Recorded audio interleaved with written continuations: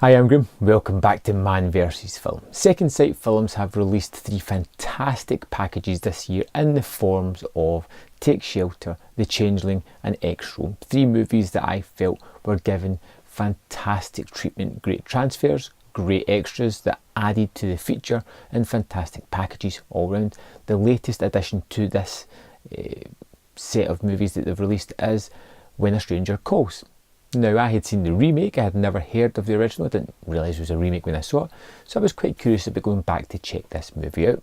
The movie stars Carol Kane as Jill, someone who is called in to babysit one night as this couple are going out, and she is tormented by phone calls, somebody saying, "Check on the children, have you checked on the children lately?" And it just builds up the tension and suspense in the first 20 minutes.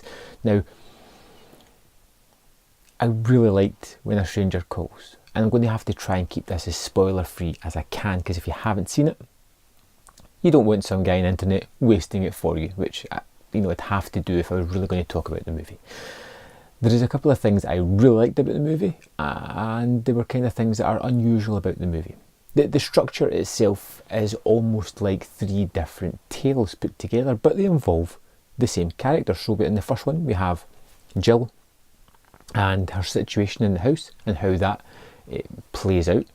We then jump to a section that's a year or 2 later on as we follow the detective that appears in the house at the beginning, as we follow his kind of story and who he is hunting down. And then the final kind of part, the third part of the movie, we go back to Carol Kane's Jill character and follow on with that. It's a brief, it's disjointed, it feels odd, they feel as if they're contained little stories. It doesn't feel as if it's been a cohesive whole, but it somehow works. It's very different, but still very engaging and fun. You have these changing protagonists. You start off with Jill, you then move into John the detective, who is hunting down this madman, this person. And that's the thing as well, you also get to see into the madman, his life, how he sees things, how he isn't quite socially attuned to different situations and comes across as that kind of weird, strange fellow who does things that people just shouldn't really do. And it's a weird dichotomy in this movie that we have these different kind of protagonists. Even the antagonist becomes, a bit of a lead character for a little while. But the one thing it does have is a sense of atmosphere. It really builds up. The initial 20 odd minutes at the start is really well done, to such a degree that it gets under your skin watching it. You're not quite sure how it's going to play out. Even if you kind of know what's coming, it's still a curiosity as to how it's going to get there. And it's a fun and engaging movie, and I would love to tell you more about it, I really would, but I feel that if you haven't seen this and you're thinking about blind buying it, the set is amazing. It is totally worth picking up, and I think this movie is fantastic. But I'll probably talk more about the extras than the actual movie itself. Now, the extras are terrific on this. For a starter, we get a whole extra movie. We get When a Stranger Calls back as I added extra. It's just only classified as When a Stranger Calls. There's this TV, I think, kind of movie, or maybe it was just a straight release movie that came out 14 years after the original, and much to my surprise continues off the story of some of the characters from the original movie. John and Jill are back again.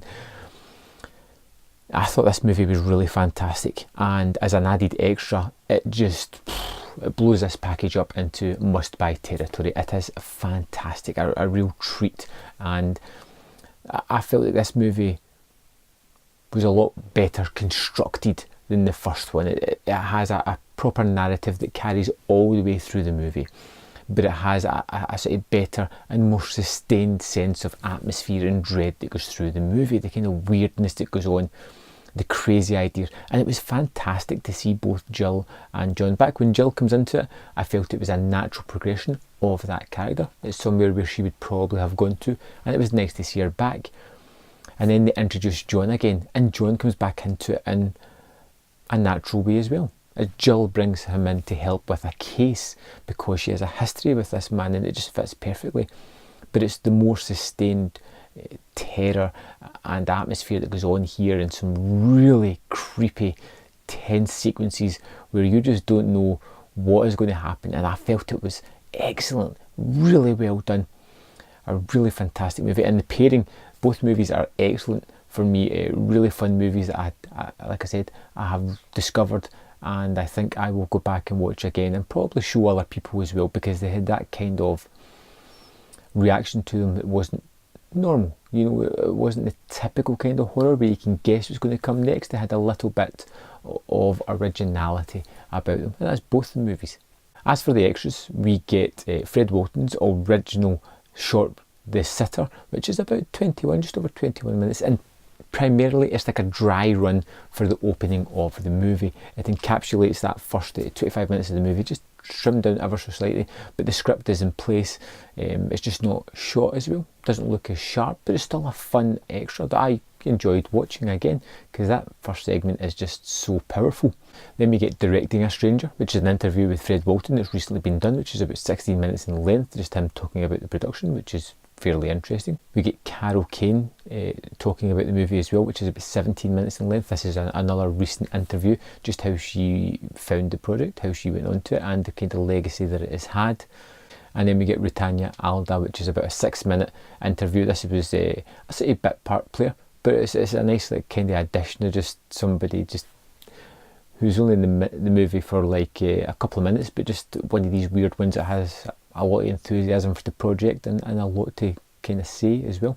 And then we get Scoring a Stranger, which is an interview with the composer, which is just under 8 minutes in length. And this is another knockout package from Second Sight Films. I can't recommend this highly enough. I am really shocked at their output in the sort of latter half of this year, releasing movies that I hadn't really heard of before, but they definitely do have a legacy behind them, and the care and the effort that they put into them with these new extras, with the material, you know, going the extra mile by putting the sequel onto this disc just creates a package that is a must buy in my opinion. I think I'm going to come back to When a Stranger Calls and When a Stranger Calls Back in a little while and do some more spoilerific kind of reviews, because I really do want to get into them. I had a lot of fun with them.